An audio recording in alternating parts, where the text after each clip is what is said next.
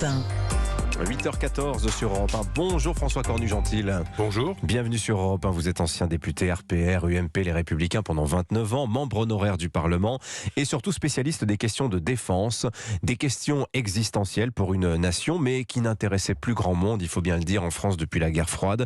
Tout a changé depuis l'invasion de l'Ukraine. Alors, qu'en est-il aujourd'hui de notre défense ? On va en parler avec vous pendant un quart d'heure. Première question, François Cornu-Gentil, d'abord un peu brutale, mais c'est la question essentielle fondamentalement. Sommes-nous faibles aujourd'hui ? Faible, non, parce qu'on a quand même une belle armée, mais on n'est pas véritablement prêt à affronter un conflit sérieux. Les militaires disent de haute intensité. On entend Donc c'est le paradoxe. Oui. On a des bons militaires, on a des équipements qui sont de bon niveau, sans doute, mais on n'est quand même pas prêt. La guerre est quelque chose de très compliqué, qui nécessite des moyens et... Comme on ne voyait pas de menaces au cours des dernières années, on a baissé la garde. Oui, alors on fait un peu toujours le même constat ces derniers temps. Oui, on a l'arme nucléaire, mais de l'autre, on manque de munitions, une armée jugée échantillonnaire. Et puis, il y a eu le résultat de cette étude qui a beaucoup marqué les esprits de la Rand Corporation, institution américaine, qui disait que l'armée française, face à une agression équivalente à celle que connaît l'Ukraine de la part de la Russie, l'armée française tiendrait 15 jours. Oui, on n'avait pas besoin de cette étude qui a marqué un peu les esprits. C'est ce que disait à sa manière, par exemple, le général de Villiers, quand il est parti. C'était pas uniquement les 700 millions qui étaient en cause sur le moment, c'était bien... C'était à l'été 2017. Mais oui, c'est en 2017. Les militaires tirent la sonnette d'alarme depuis un certain temps. Ce qui me frappe, c'est qu'avec l'Ukraine, tout le monde a compris, le grand public, les citoyens, que la guerre, c'était pas uniquement dans les livres d'histoire. Ça peut revenir à nos portes, ça peut nous concerner. Ce conflit, personne n'a la moindre idée de la manière dont ça peut stopper ou dégénérer.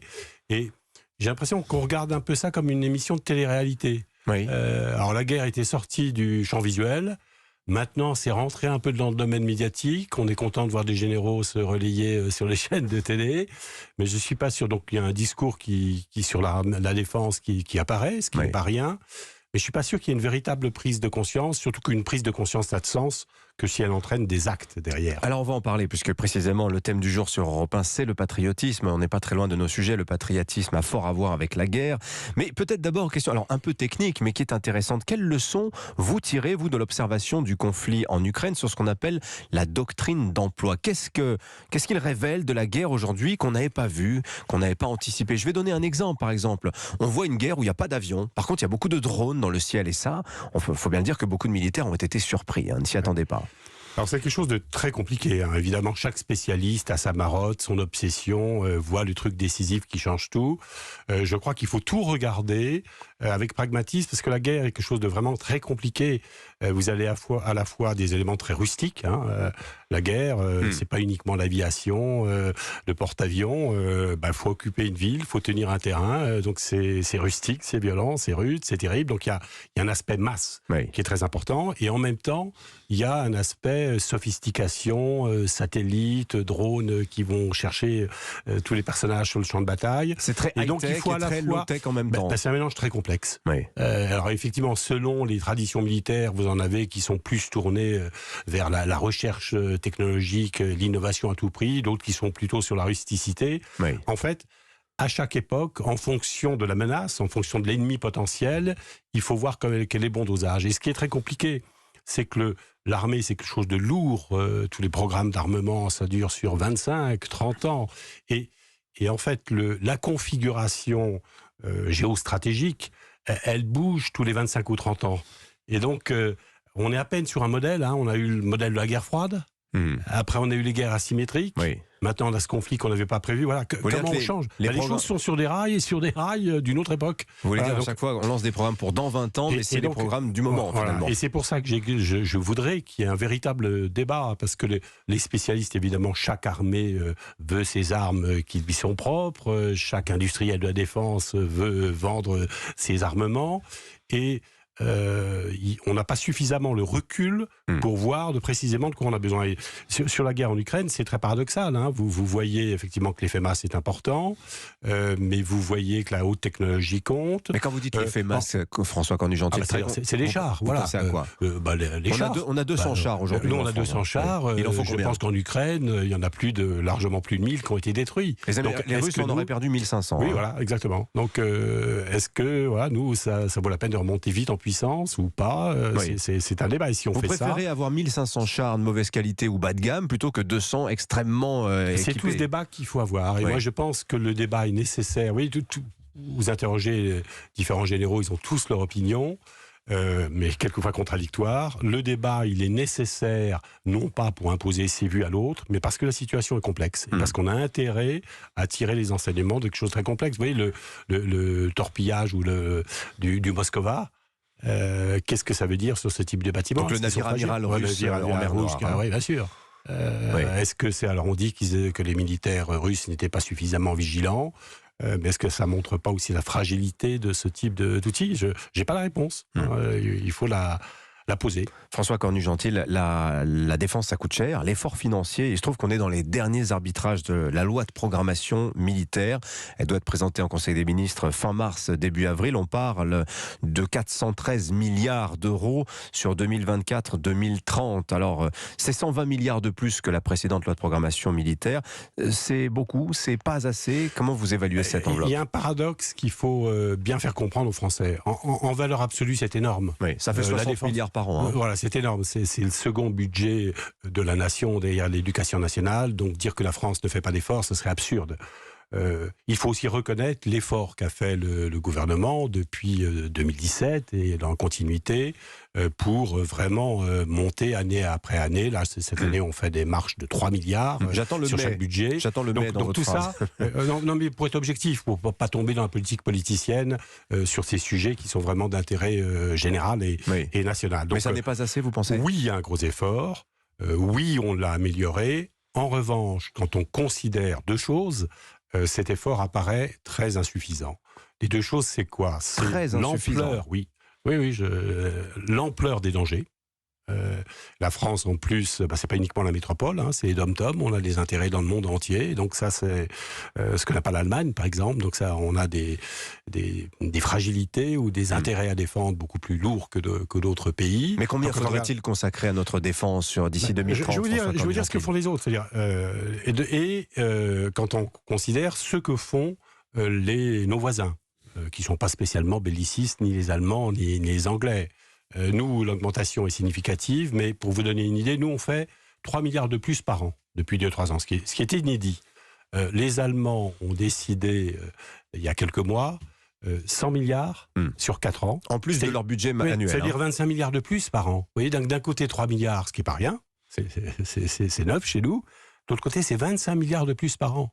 Et donc, le gap entre les armées françaises et anglaises et allemandes qui se tiennent à peu près actuellement, il va s'accroître. Et ça, je pense qu'il y a un risque de décrochage qui est très inquiétant. Et on paye le prix de notre endettement d'excellence des Français, pardon. Je dis on paye le prix de notre endettement, là, François Cornu-Gentil. On paye le prix de ne pas savoir nos priorités. Alors effectivement, si on n'explique pas que le monde est dangereux, que c'est pas simplement pour faire défiler les militaires sur les Champs-Élysées le 14 juillet qu'on dépense cela, ça paraît toujours trop et les gens voudront des hôpitaux. Si on explique les dangers qui nous guettent, je pense que ces milliards supplémentaires seraient amplement justifiés. François Cornu-Gentil, Emmanuel Macron hier à Libreville au Gabon a dit cette phrase: l'âge de la France-Afrique est révolu.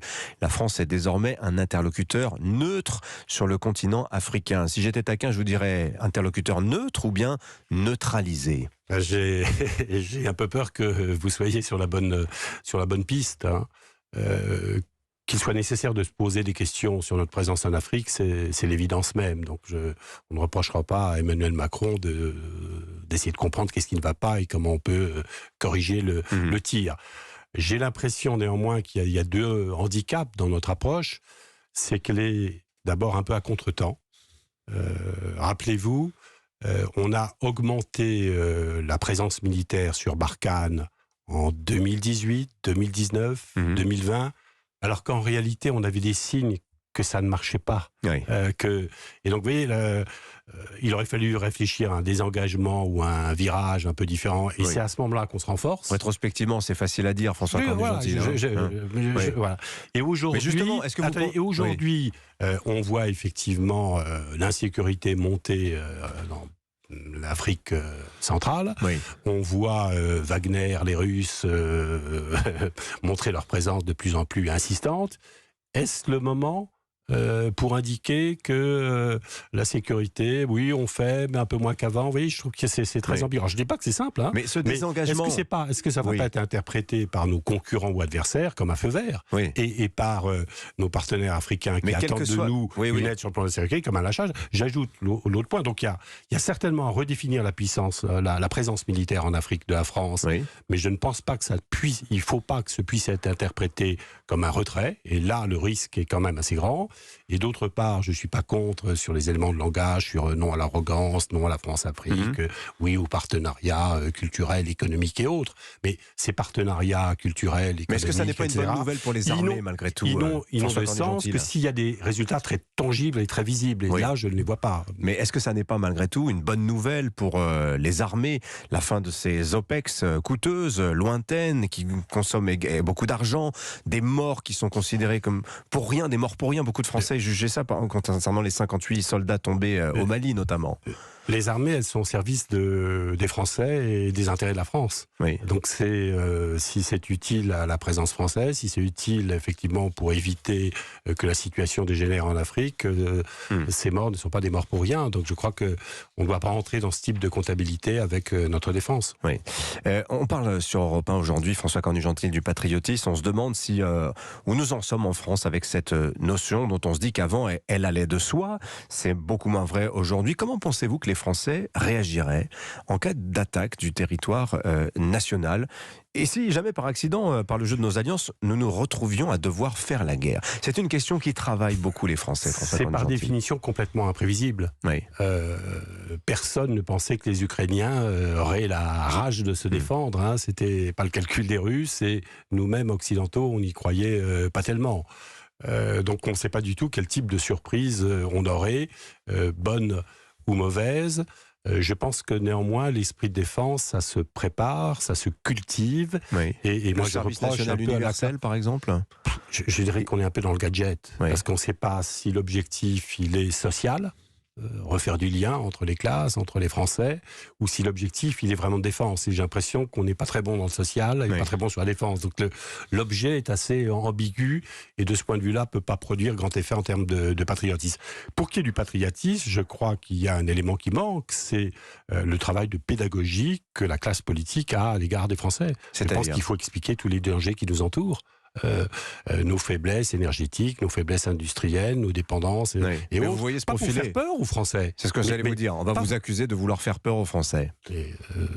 La crise énergétique, les dangers liés aux migrations, les dangers liés au changement climatique, les pays militaristes dans le monde, je les ai pas rêvés, on les a sous les yeux. On les a sous les yeux et notre réponse est un peu faible. Et donc je pense que les politiques, plutôt que de se disputer, comme on le voit, comme des chiffonniers sur des sujets qui divisent, qui énervent les Français, devraient élever un peu le débat et au contraire poser sur la table les sujets qui devraient nous rassembler. Est-ce qu'il faut rétablir la conscription militaire? Question un peu théorique. Non, pas la conscription militaire. Je crois que on va pas refaire la France de la Troisième République. Mais les Suédois l'ont fait il y a 4 ans. Les Allemands y songent. Il y a à réfléchir à effectivement comment est-ce qu'on va vers une armée de masse, comment est-ce que les réserves qui sont aujourd'hui embryonnaires, on les porte à quelques 100 000 personnes. Ça, c'est un travail concret qui est entrepris dans les discours, mais pas tellement en acte. Merci François Cornu-Gentille d'être venu ce matin nous voir sur Europe 1. Je rappelle que vous êtes membre honoraire du Parlement et donc spécialiste des questions de défense. Merci à vous. Merci à vous. Dans la prochaine demi-heure sur Europe 1, 8h40, votre vendredi thématique sur le patriotisme. Donc, nous recevrons l'historienne Bénédicte Chéron, grande spécialiste du lien armée-nation et de la figure du soldat dans la société française. Et puis, ce sera juste après vos signatures Europe 1. Ce matin, Catherine Ney va nous parler justement aussi d'Emmanuel Macron en Afrique. Un voyage, mais pourquoi faire? À tout de suite.